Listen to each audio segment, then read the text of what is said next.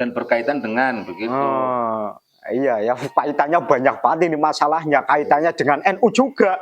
Karena buku jejaring ulama Diponegoro itu kan saya buka dulu ya. Diluncurkan di Jakarta. NU online juga ada artikelnya. Ya, ya. NU online. Zainul Milal Bisawi meluncurkan buku terbarunya yang berjudul Jejaring Ulama Diponegoro, Kolaborasi Santri dan Kesatria. Peluncuran buku dengan tebal 439 halaman ini dihadiri sejumlah tokoh, di antaranya Khatib Surya PBNU Kiai. Assalamualaikum warahmatullahi wabarakatuh. Alhamdulillahilladzi an'ama alaina bi sayyidina Muhammadin sallallahu alaihi wasallam hadiyan wa syafi'an wa nasyiran. Wassalatu wassalamu ala sayyidina wa maulana Muhammadin wa ala alihi wa ashabihi al-kiram. Salatan wa salaman nahuzu bihima kullal maqasid al-'azam. Amma ba'd. Selamat pagi, selamat beraktivitas, dan selamat menonton YouTube-nya Mbak Idwam Al-Ula Al-Jurruti. Pada pagi hari ini, Mbak Idwam ingin menjawab dari beberapa komentator yang ternyata itu luar biasa garang-garang. Ada yang nantang ya Mbak Idwam, ada yang mau mendatangi, ada yang marah-marah, pokoknya luar biasa. Mohon maaf teman-teman semuanya, kita berbicara di sini itu menggunakan data, dan tentunya yang kami bicarakan adalah sesuatu yang sudah dikonsumsi oleh publik, di mana nanti akan dijelaskan lebih luas lagi, lebih gamblang oleh Mbak Idwam. Kenapa kami mengomentari ataupun menanyakan nasab yang bukan keluarga kami di media sosial yang mungkin bikin gaduh dan seterusnya. Di antara sesuatu yang menjadikan kami berani untuk mengatakan itu, ini perlu diketahui oleh teman-teman semuanya, adalah kaitannya erat dengan nasab mulia Kanjeng Nabi Muhammad Shallallahu Alaihi Wasallam, di mana hal itu kami meyakini bahwa seumpama para habaib ini adalah benar-benar ahlul bait ya, ahlul bait ataupun keluarga Nabi, karena ahlul bait sendiri kan nanti macam-macam tafsirannya. Ini tentunya akan bersifat lemah lembut betul, kasih sayang yang didahulukan kepada siapapun yang menjadi orang-orang yang mengimani ataupun beragama Islam, begitu saja Mbak Idwam. Kenapa demikian? Logikanya, kita orang Muslim setiap hari itu kan sholat 5 waktu Mbak Idwam, ya kan? Dan ketika sholat 5 waktu itu, kita selalu mendoakan ahlul bait Sayyidina Muhammadin wa ala alihi itu. Sholawat terhadap ahlul bait itu dibaca terus oleh orang-orang mukmin ketika paling tidak tasyahud akhir. Ketika tasyahud akhir, belum lagi ditambah kunutnya, berarti kalau tasyahud akhirnya 5, kunutnya 1, setiap hari kita itu mendoakan Kanjeng Nabi dan keluarganya 6 kali per hari. Tidak mungkin hal ini akan dibalas tidak dengan kasih sayang, dengan cemoohan, dengan ancaman, dengan menakut-nakuti kualat dan seterusnya. Tidak mungkin ini terjadi, karena saya meyakini bahwa diwajibkannya sholawat oleh Allah kepada untuk umat manusia agar berselawat kepada Kanjeng Nabi Muhammad Shallallahu Alaihi Wasallam, tujuannya begitu, agar mendapatkan barokah dan rahmatan lil alamin yang dibawa oleh Kanjeng Nabi. Sementara ketika ada yang mengaku sebagai dzurriyyahnya tetapi akhlaknya kok tidak mencerminkan rahmatan lil alamin, apalagi terhadap sesama orang yang beriman, ini sudah menjadi tanda-tanda besar bahwa jangan-jangan mereka itu bukan dzurriyyah. Dan siapapun yang berkaitan, mungkin santri-santrinya ataupun muhibbinnya orang-orang yang mengaku sebagai dzurriyyatun Nabi, seharusnya punya kewajiban untuk mencerminkan kelemah lembutan dari para guru-gurunya itu, ya kan Mbak Idwam?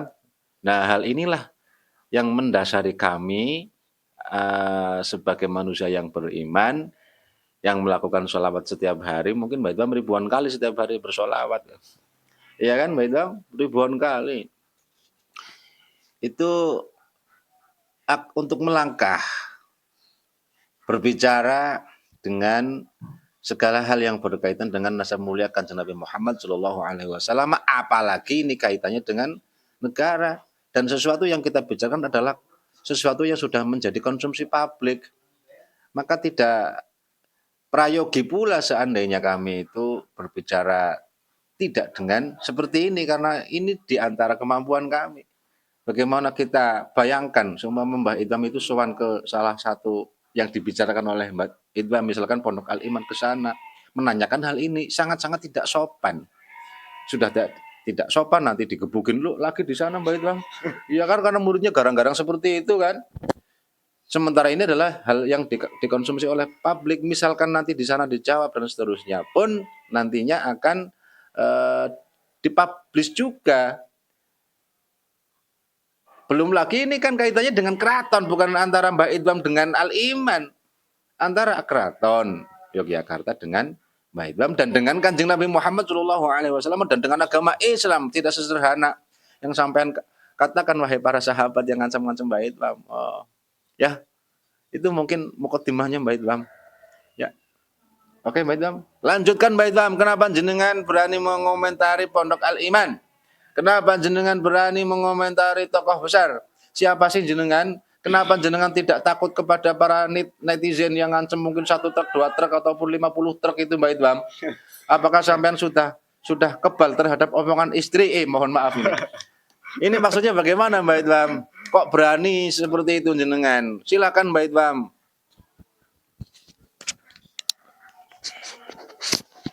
Assalamualaikum warahmatullahi wabarakatuh. Waalaikumsalam warahmatullahi wabarakatuh.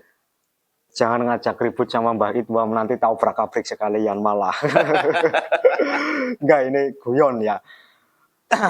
Terkait dengan Alwi Babut yang kemarin saya sampaikan, Alwi Babut itu besanan dengan HB2, itu kan sudah konsumsi publik ya. Maka saya ya bertanya secara publik, lo apa salahnya takon? Kan begitu, apa salahnya tanya? Tinggal dijawab, oh Pondok Al Iman, saya punya kekansingannya, ini buktinya. Kan beres, sudah. Jangan ajak ribut, nanti malah saya nyenggol orang-orang banyak ini kalau diributkan. Yang ribut itu santri-santrinya, bukan imannya. Iya. Ya mungkin ya santri-santrinya. Kan termasuk bagian dari mahabbah muridnya terhadap guru. Ya mungkin secara naluri kesantrian saya maklumi ya, tapi ya seharusnya kan seharusnya kan sebelum komentar kan mikir dahulu lah, netizen pada orang mudeng. Ini sudah konsumsi publik, maka harus dijawab secara publik. Kemarin saya sempat lihat komentarnya, loh panjenengan itu cuma lihat di internet kok. Saya sebelum ngomong ini tidak hanya lihat di internet, itu sangat banyak sekali, termasuk sudah masuk pada karya ilmiah sebuah buku. Oh ya? Iya, tidak hanya masuk internet, sudah masuk di sebuah buku, sebuah karya ilmiah, yaitu karyanya Dr. Milal Bizawi, Zainul Milal Bizawi, doktor lagi. Saya suruh sowan ke Pak Zainul lah Pak. Ya. Kan nanti jadi konyol. Tabayun sana ke Pak Zainul. Loh, ini buku sudah dikonsumsi oleh publik, sudah ada seminarnya di mana-mana. Maka saya tanya ya di publik dan ketika PP Al Iman mungkin tidak mau secara publis, ya minimal ya Pak Zainul Milal lah, kan begitu. Kalau mau. Karena apa? Karena Alwi Babut menjadi besan HB2 itu narasinya dimunculkan bareng dengan KRT Sumodiningrat yang diklaim sebagai leluhurnya Mbah Lutfi bin Yahya dan diklaim sebagai namanya itu Hasan bin Toha. Ini kan terjadi dua pengklaiman. Dua, emak barengan itu Mbak, berbarengan. Iya, enggak, maksudnya kasus KRT Sumodiningrat. Satu, KRT Sumodiningrat diklaim oleh Mbah Lutfi sebagai leluhurnya. Kedua, diklaim KRT Sumodingrat nama aslinya Habib Hasan bin Toha bin Yahya. Kan jadi rancu.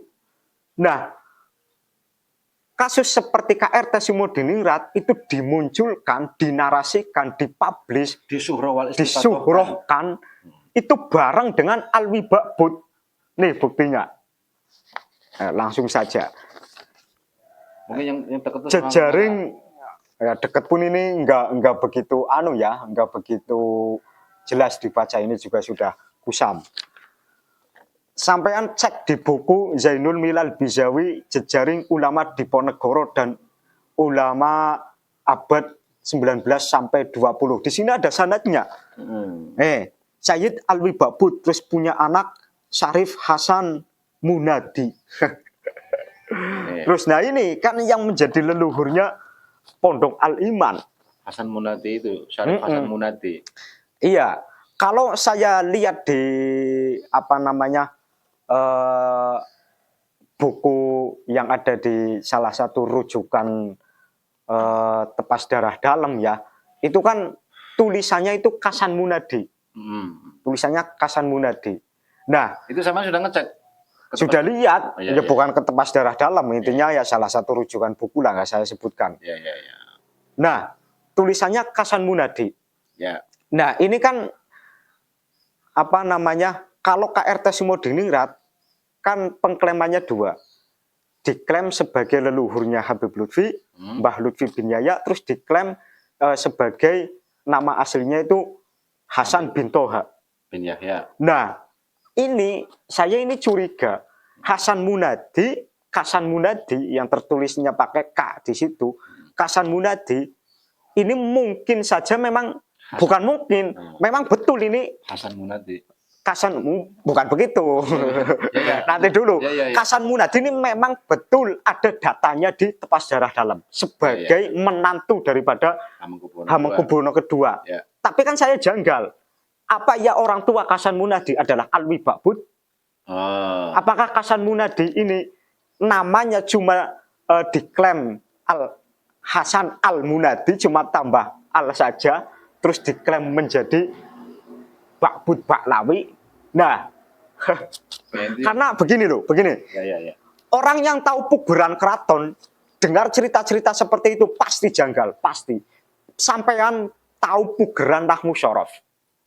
Sampean katakanlah tahu pugeran Nahwu Syaraf, dengar orang baca kitab kok salah, walaupun sampean tidak pegang kitab, pasti ini cara bacanya kok begini ya, kan sudah bisa mengira-ngira. Langsung disalahkan kalau saya itu, langsung disalahkan. Nah, begitu. Zaitun Qaiman itu langsung disalahkan.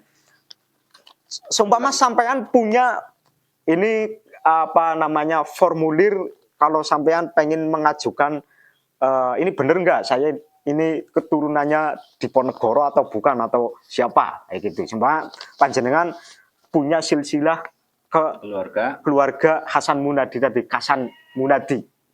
Terus sampean tulis di sini. Sampean Wahib bin. Di sini kok ditulis yang di serat-serat atau naskah-naskah yang ada di keraton tulisannya Kasan Munadi. Sampean kok menulis Hasan Al-Munadi, pasti disuruh pulang, pasti tuh. Coba kalau nggak percaya, coba sendiri. Ya kayak di sini juga kan kayak gitu, salah satu huruf aja di KTP nggak masuk atau salah nik begitu. Nah, itu loh. Apalagi nggak ada kekancingannya. Maka walaupun sudah ada data keluarganya lengkap, nggak salah satu huruf, berarti sama persis, tetapi nggak punya kekancingan, tetap ditolak. Apalagi sudah salah beda huruf gitu ya, Kasan dan Hasan. Misalkan seperti itu, lanjut Mbak Iman. Nah, ini perlu diklarifikasi secara publik. Karena apa? Ini sudah menjadi konsumsi publik. Dan berkaitan dengan begitu. Iya, ya kaitannya banyak banget ini masalahnya. Kaitannya dengan NU juga. Karena buku jejaring ulama Diponegoro itu kan, saya buka dulu ya, diluncurkan di Jakarta. NU Online juga ada artikelnya. NU Online. Zainul Milal Bizawi meluncurkan buku terbarunya yang berjudul Jejaring Ulama Diponegoro, Kolaborasi Santri dan Kesatria. Peluncuran buku dengan tebal 439 halaman ini dihadiri sejumlah tokoh, di antaranya Khatib Suriah PBNU Kiai Haji Miftah Fakih, akademisi UIN Syarif Hidayatullah, M. Ihsan Tanggok, Jubir bin Wawan Hari Purwanto, budayawan Zastrau Al-Ngatawi, Ketua Lakpesdam PBNU Rumadi Ahmad, dan lain-lain. Masing-masing dari mereka mengemukakan testimoninya. Berarti kan sudah syuhur, dan Kiai mengamini itu. Dan ternyata kasusnya KRT Semodiningrat tidak punya kekancingannya dan tidak ada bukti sezamannya sebagai Hasan bin Toha bin Yahya, dan makamnya syuhrohnya kan di Semarang. Ternyata data yang valid, yang sesuai dengan data sezaman ada di Jejeran. Kok ini yang Alwi Babut kok lolos dari pantauan? Ini saya perlu, makanya saya berani membuka. Karena apa? Menurut saya ini kecolongan kita. Sebentar, Pak Itu, sebentar. Mungkinkah ini sebelum peluncuran buku ini ya, dokter siapa? Zainul Milal Bizawi. Zainul Milal itu sebelum meluncurkan bukunya sudah cross check mengenai keraton. Mungkin nggak? Ya kalau menurut saya belum. Belum, yakin belum ya? Iya, karena apa namanya, keraton itu kan feodal pada waktu itu, nggak semudah itu mendapat apa ngepet mantu, apa ngunduh mantu dari orang luar, orang lain. Dan ini juga didiskusikan buku tersebut, diskusi buku Jejaring Ulama Diponegoro Sabtu 28 September 2019 di mana? Di aula kantor PCNU Kencong Jember. Berarti kan sudah syuhroh. Ya. Dan kiai banyak yang mengamini. Terus ada lagi diskusi buku Jejaring Ulama Diponegoro Sabtu 28 September. Ini malam jamnya, jam 7:30 di aula Yayasan PP Bahrul Ulum Tambak Beras Jombang. Malah Tambak Beras ini. Ayo kono arep priwe. Jadi harus ini ada lagi seminar nasional di Unisula Busmilal, ada Ikatan Kuat Pangan. Ini di Semarang. Bedah buku lagi. Terus ada lagi ini bedah buku Jejaring Ulama Diponegoro. Ini tahun 2019 di Institut Ilmu Quran Jakarta. Iki. Jadi ini sudah syuhroh dan diamini oleh kiai-kiai NU. Dan ternyata begitu polemik nasab ini meledak, KRT Semodiningrat secara data ilmiah itu bukan Hasan bin Toha bin Yahya. Maka menurut saya Alwi Babut pun ini perlu diteliti. Walaupun begitu. Nanti misalkan terbukti sudah verifikasi oleh keraton, kita ya taslim begitu, Mbak. Iya kan, kemarin saya sudah sampaikan, malah netizen pada sewot, paham apa ora sih? Begitu loh. Karena begini, saya lihat di mana, lupa saya. Kan ada kejanggalan-kejanggalan selain saya tadi bilang ya, orang yang tahu pergerakan keraton pasti janggal. Nah, ini ada kejanggalan lagi. HB2 sekarang kan HB berapa? 10 kan? Ya. Sekarang HB 10, sedangkan Hasan Munadi ini itu kan menantu HB2. Ya. Berarti kan Masyayikh Al-Iman dengan Hasan Munadi kan paling tidak ya 7 lah. 9 lah. Ya 8 lah. Ya cilik-cilik kayak. Minim-minimnya ya 7 kan begitu, minim-minimnya. Saya baca itu cuma 4 generasi apa 5 kan janggal loh. Apa nggak boleh saya bertanya seperti itu? Karena ini sudah viral. Tapi jangan dipublish, langsung aja ke sana, gitu maksudnya netizen kayak gitu, Mbak Idwam. Ya nggak bisa langsung ke sana. Apa? Ya nggak direspon juga nantinya kan sopo sih kuat. Iya begitu. Apa takon-takon kan ya? Ya intinya begitu. Ini sudah konsumsi publik. Jadi harus dijawab secara publik juga. Seperti kasusnya KRT Semodiningrat begitu. Iya, karena begini, dulu 3 minggu yang lalu, kemarin lah 3 minggu yang lalu itu kan saya membuat video tentang ada organisasi Baklawi yang selain Robitoh Alawiyah, yaitu ada Salatin, ada macam-macam lah, saya sebutkan semua. Itu kan banyak, saya sudah menyampaikan 3 mingguan yang lalu, banyak kiai-kiai yang merasa dirinya itu cucunya Wali Songo, Dan Baklawi. tapi tidak merapat ke keraton yang akhirnya nasab mereka itu terisbat oleh Baklawi. Maka kiai-kiai zaman sekarang itu banyak yang mendukung Baklawi karena apa? Nasab mereka sudah terisbat oleh Baklawi, mau gimana lagi? Sudah kadung nyaman, Sudah menjadi Dzurriyyah Rasul. sudah menjadi Dzurriyyah Rasul diisbat oleh Baklawi. Loh, nanti kalau pindah lewat jalur keraton bisa saja ditolak karena nggak punya kekancingan dan sebagainya, banyak faktor lah. Saya nggak sebutkan semuanya, enteng materi ini. Intinya kan begitu kan. Oke. Boleh saya tanya Mbak Idham? Ya.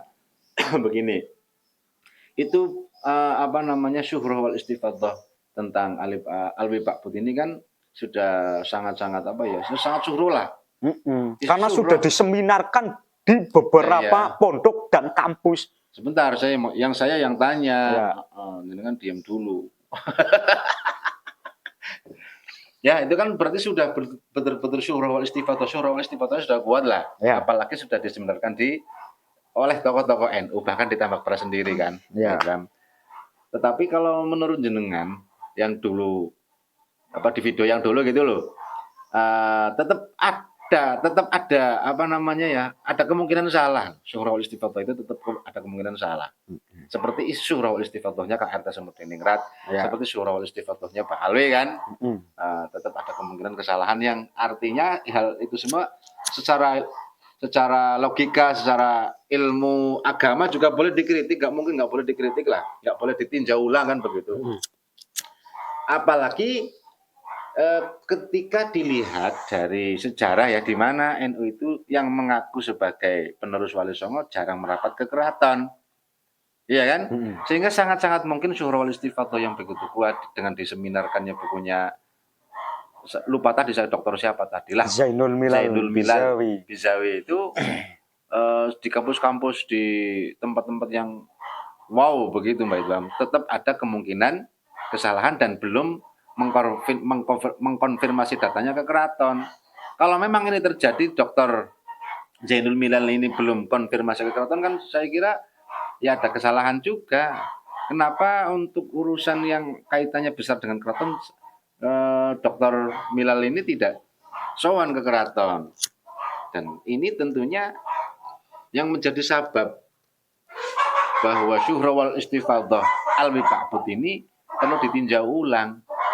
Begitu Mbak Idham? Ya, betul begitu. Ya, menurut jenengan kayak gitu. Karena ini kesenjangan hubungan antara pembesar-pembesar NU pada saat itu dan sampai saat ini sangat jelas dengan keraton.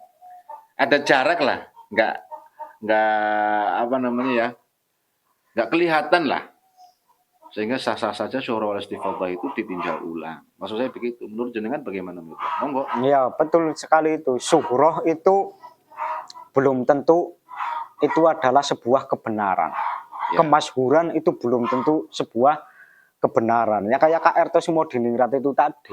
Ternyata tidak ada data sezamannya, tidak ada kekancingannya. Bahkan dari pihak keraton, dari keluarga Semudiningrat sendiri memastikan bahwa makamnya KRT Semudiningrat tidak di Semarang, melainkan di Jejeran kan. Nah, itu. Ini dikhawatirkan begitu. Klaim sepihak dari Al-Iman khususnya. Kalau firasat saya ya, ini cuma ya ini kan nanti mengalir. Ya.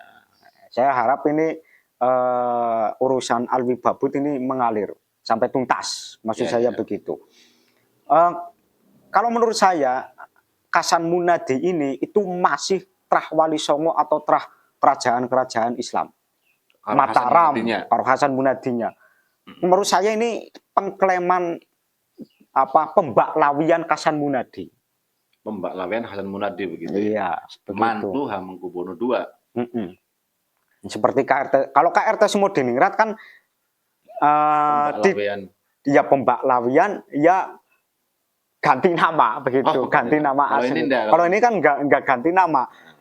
Kasan Munadi, kalau pakai Arab kan Hasan Munadi. Ada alnya. Hasan Al-Munadi begitu. Berarti itu ma'rifat. Cuma kan beda orang itu.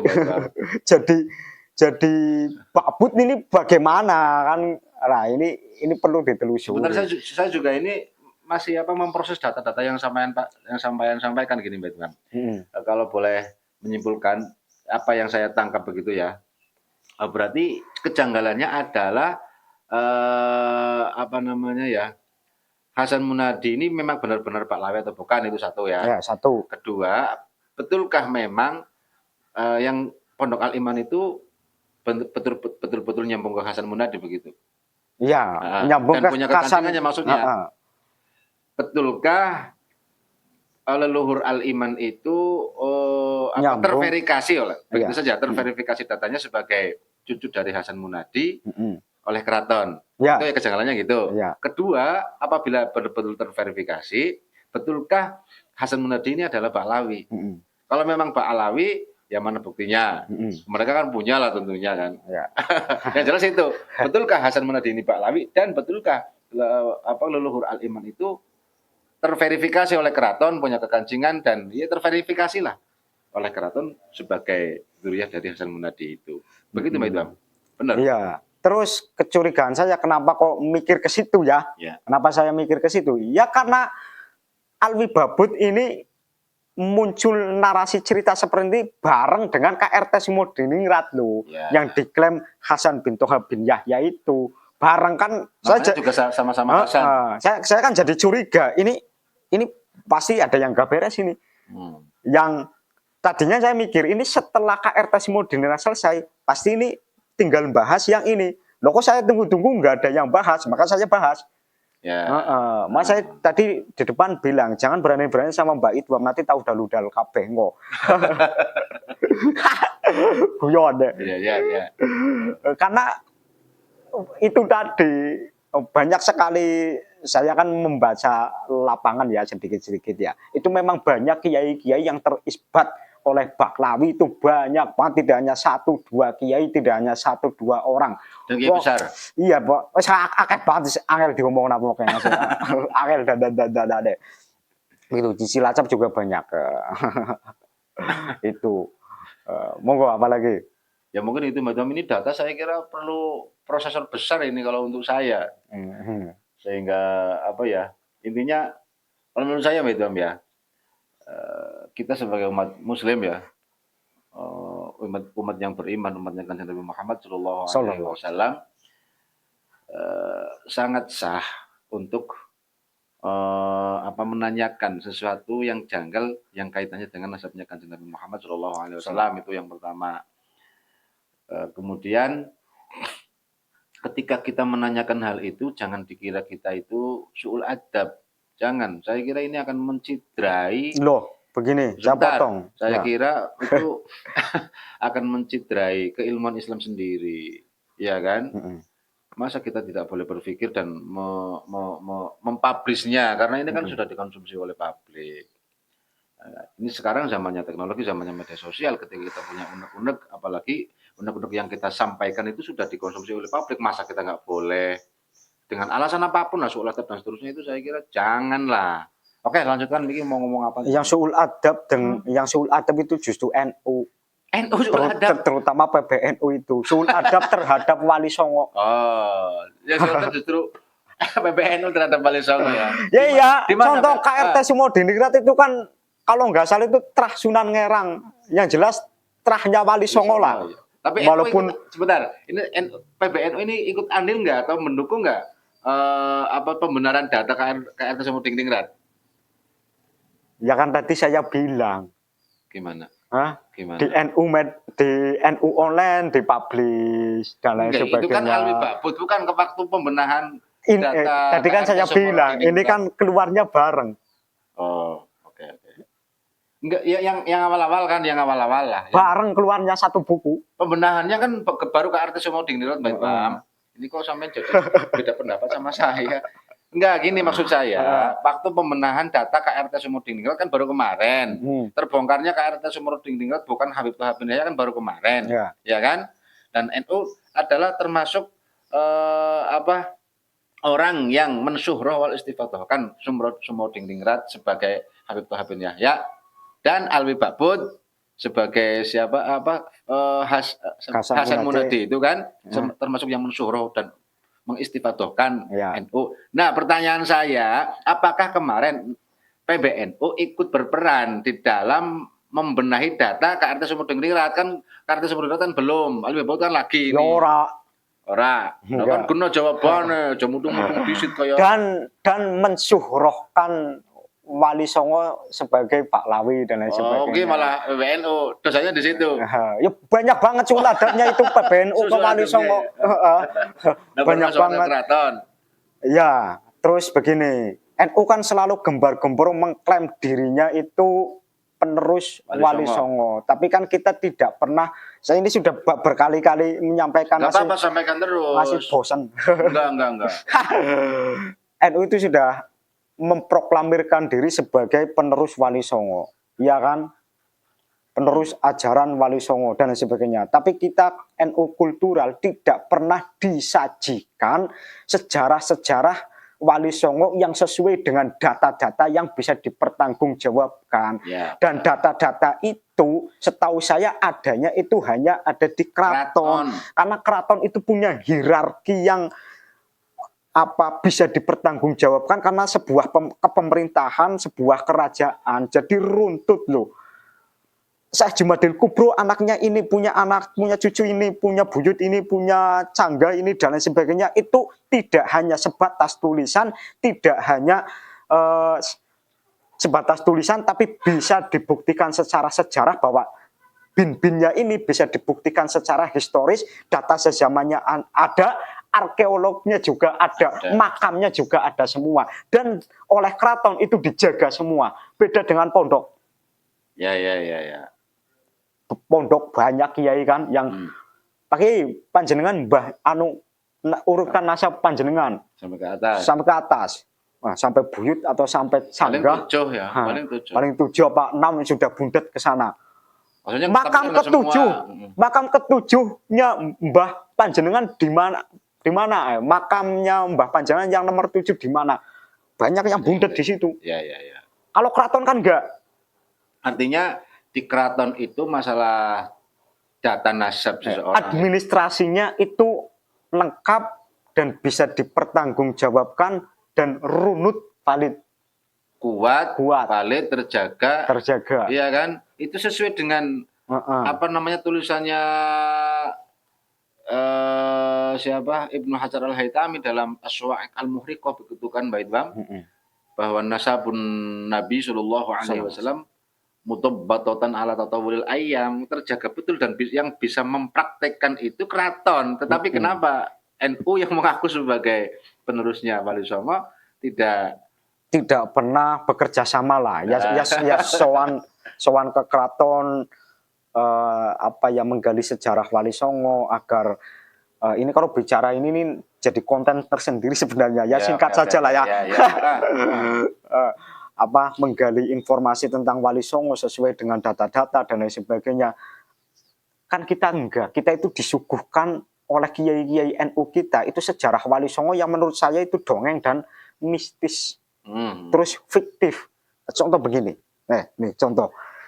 Sunan Kalijaga itu kan tapa dikali katanya kan begitu. Kan rata-rata begitu. Ya. Kiai yang memperdebatkan tapanya Sunan Kalijaga kan cuma diperdebatkan itu tapanya sholat enggak, ada yang bilang ya enggak sholat, ini kan sedang ini masalah syariatnya dan lain sebagainya. Nanti dulu ya. Kiai itu tidak meneliti data sezaman atau data sejarah yang valid. Ini Sunan Kalijaga tapanya itu bagaimana, seperti apa, kaifiyahnya itu seperti apa, kan enggak. Terus lagi istilah manunggaling kawula Gusti. Wong sekelas Gus Baha Rembang ahli tafsir berjalan dijulukinya. Cerita manunggaling kawula Gusti kan yang mengatakan manunggaling kawula Gusti itu istilah manunggaling kawula Gusti oleh Gus Baha itu dipahami dengan kitab. Ya, paham kan? Ya, dipahami dengan kitab tasawuf. Dengan ilmu tasawuf lah ini. Dengan ilmu tasawuf begitu. Ya. Dengan data. Tidak dengan data. Loh, ini yang memunculkan istilah manunggaling kawula Gusti itu siapa? Taruhlah Syekh Siti Jenar. Nah, Syekh Siti Jenar ini terus tidak lantas digali Syekh Siti Jenar memunculkan istilah manunggaling kawula Gusti itu untuk apa, tujuannya apa, maksudnya apa, kan enggak, Kiai enggak mikir Iya, ke iya, situ. iya, iya. Fakta. Oke. Ya, ya, ya. Ini bukti bahwa di tubuh NU itu ada trouble sejarah Wali Songo. Ada trouble sejarah Wali Songo ya? Iya. Oke, oke. Ini banyak besok saja apa nanti sore kalau saya mau. Diulang, ini ada trouble sejarah di tubuh di PBNU ada trouble ya sejarah di Wali NU Songo. lah, di NU struktural maupun kultural. Ada trouble sejarah Wali Songo. Iya, begitu. Manunggaling kawula Gusti didebatkan, yang pada intinya perdebatan itu menurut saya nggak ada faedahnya. Begini juga Mbak Ida, menurut saya kalau memang kita bahas misalkan istilah manunggaling kawula Gusti yang disoroti adalah benar dan tidaknya menurut ilmu tasawuf. Iya. Enggak sebentar, saya mau ngomong ini, jangan belum paham dengan apa yang saya maksud. Ya, Diam dulu, kenapa sih bisa enggak? Orang itu tiga. Oke, Sid. Ini Mbak Idlam. Kalau kita hanya memperdebatkan prinsip ataupun istilah manunggaling kawula Gusti dari segi tasawuf benar dan tidaknya menurut ilmu tasawuf. Kemudian kita memperdebatkan pertapaan Sunan Kalijaga. Kita perdebatkan masalah syariatnya salat atau tidak dan seterusnya, itu kan hanya sebatas itu. Hanya sebatas itu. Seolah-olah nanti akan muncul natijah atau kesimpulan bahwa apa yang disampaikan dari dulu itu benar, begitu loh. Nah, ini yang fatal di sini. Seolah-olah itu sudah betul-betul terjadi demikian, membenarkan apa yang sudah terjadi. Dan parahnya lagi, kita ketika ingin melihat betulkah itu memang betul-betul sesuatu yang terjadi, betulkah memang kita tidak perlu mengetahui proses ataupun bais ataupun motivasinya Sunan Syekh Siti Jenar itu memunculkan istilah manunggaling kawula Gusti. Tidak kemudian kita meneliti sababnya. Lah dadi bulet mikir lah dadi ngomong apa. Lanjut lah Mbak Itam. Intinya kan iya kita kan memperdebatkan itu tapi saja. Tidak meneliti asal muasal kenapa Syekh Siti Jenar itu membuat konsep manunggaling kawula Gusti. Kan enggak menelisik ke situ. Lah iya, seolah-olah bahwa semua itu adalah benar. Terus mempercayai Syekh Siti Jenar dipenggal kepalanya oleh Wali Songo yang lain karena begini-begini ya. Kan tidak menelisik sejarah itu. Kan begitu juga. Ini sejarah itu benar apa tidak? Kayak gitu. Terus soal Sunan Kalijaga tadi. Tapa bertemu Sunan Bonang. Lah ini kan jadi janggal. Sunan Bonang sama Sunan Kalijaga itu sepupu kok. Masa ketemu di hutan nggak paham. Kecuali Sunan Bonang sama Sunan Kalijaga itu anaknya orang biasa bagaimana lah, logis. Ini kan orang-orang besar semua. Sunan Kalijaga putranya Adipati Tuban.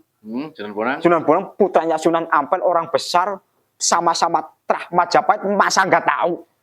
Sepupu. Nah ini yang ketemu di hutan ini Sunan Kalijaga sama Sunan Bonang beneran apa? Kan Kiai nggak mikir sampai segitu. Ya. Oh ya sebentar, tadi saya sempat bulat kan ngomongnya Mbak Idwam. Maksudnya kita yang menanyakan hal itu malah dituduh suul adab kan aneh. Ya kan? Ya. Ketika kita hanya bicara tentang Sunan Kalijaga pertapaannya betul apa tidak secara syariat. Ketika kita sibuk membicarakan masalah manunggaling kawula Gusti secara ilmu tasawuf benar apa tidak, berarti kan kita membenarkan kejadian itu kan. Iya. Sementara ketika melihat baisnya ataupun motivasinya benar atau tidak dan melihat sejarahnya, kita dianggap suul adab kan kentir. Nah itu yang saya maksud gitu tadi. Iya. Betul begitu Mbak Idam? Ya betul. Oke, berarti kan kita sudah akur dalam hal ini kan. Mau bentrok sebentar. Kan kayak jenengan sama istrinya kan kadang bentrok kadang akur. Lanjut. Sudah itu saja. Itu saja ya. Oke, ditutup ini. Ya baik. Begitu nih saudara-saudara, saya teringat dawuhnya Gus Baha, dengan tadi mau nyenggol Gus Baha, juga saya akan nyenggolnya. Gus Baha pernah bercerita tentang ayat yang menceritakan tentang Nabi Musa diperintahkan mengajak Fir'aun, diperintahkan oleh Allah untuk menegur Fir'aun. Itu dengan cara yang halus. Wa qul lahu qawlan layyinan la'allahu yadhakkaru aw yakhsha, kan begitu. Ini ceritanya kan panjang lah Mm-mm. di dalam Gus Baham menceritakan ayat ini. Dan ini saya tertarik betul. Nah ini para muhibbin mohon maaf, ini terutama muhibbin al-iman. Ketika mau menegur kami kan tentunya ya seharusnya dengan kaulan layinan juga. Soalnya kita kan menanyakan sejarah yang berkaitan dengan nasab mulia Nabi kita semua, menanyakan sejarah yang berkaitan dengan martabat bangsa dan negara kita pula. Oh masa kau diancam-ancam yang enggak karu-karuan kan? Wa qul lahu qaulan layyinan sendiri itu bagaimana? Nabi Musa yang lebih baik dari panjenengan semua ini yang kemarin marah-marah, ya. Nabi Musa yang lebih baik dari panjenengan semua yang kemarin marah-marah dan lebih baik dari apalagi dari kita-kita ini saya sama Mbak Idwam diperintahkan oleh Allah untuk menegur orang yang lebih buruk dari saya dan Mbak Idwam, yaitu Fir'aun. Saya itu umatnya Nabi Muhammad SAW yang masih salat dan masih belajar Al-Quran, bahkan mengajar Al-Quran juga sama Mbak Idwam, ya. Kok diingatkan semisalkan kami salah dengan cara-cara yang kasar kan aneh begitu nggih saudara-saudara nggih. Apalagi ini kaitannya dengan bangsa kita, dengan negara kita, dengan sejarah kita semua. Dan dengan nasab mulia kanjeng Nabi Muhammad sallallahu alaihi wasallam, maka mohon maaf kami nggih. Saudara-saudara, ini terutama muhibbin al-iman. Begitu Mbak Idam. Tapi ingat tetap kita punya prinsip la aqutul jubna 'anil haijai walau tawal zumarul a'dai. Kita enggak berhenti di situ, Saudara. Nggih. La aqutul jubna. Karena saya sama Mbak Idam dan ada beberapa orang di belakang la naqutul jubna. La naqmudul jumna 'anil haijai walau tawal jumaru a'dai. Silakan cemooh lah, enggak apa-apa ya. Inilah yang namanya qulil haq walau kana murni itu adalah keyakinan kami. Begitu Mbak Idam? Dan saya masih teringat syair dan jenengan tentunya ini yang kemarin marah-marah. Saya yakin enggak tahu syair ini Mbak Idam. Kenapa jamak taksir dihukumi muannas? Saya yakin enggak tahu ini yang perintah saya ngaji sama Mbak Idam. Padahal saya sama Mbak itu ngaji terus. Saya yang disuruh ngaji oleh jenengan itu tahu kenapa alasan apa syair yang berkaitan dengan kenapa jamak taksir dihukumi muannas. Begini nggih saudara nggih. Inna qaumi tajamma'u wa biqadri tahaddatsu la ubali bi kasratihim kullu jam'in muannasun begitu. Begitu Mbak Idam? Ya. Jenengan juga enggak tahu kan syair itu kan? Ya tahu. Masa Apa-apanya. di kitab apa coba? Ya Ibnu Aqil be anak. Sembarangan. Nah ini juga tahu ini yang disuruh tahu. Iya. Inna qaumi tajamma'u wa biqadri tahaddatsu la ubali bi kasratihim kullu jam'in muannasun. Apalagi yang kita bawa adalah sama-sama bendera Kanjeng Nabi Muhammad sallallahu alaihi wasallam. Begitu nggih? Ana wa Mbah Idwam, nahnu wa Mbah Idwam, nahnu wa Mbah Idwam dan yang di belakangnya itu kulluhum ummatu sayyidina Muhammadin sallallahu alaihi wasallam la narju bihadza illal haq. Nggih, Mbak Idwam nggih? Akhirul kalam ihdinas siratal mustaqim. Mohon maaf lahir batin nggih. Assalamualaikum warahmatullahi wabarakatuh.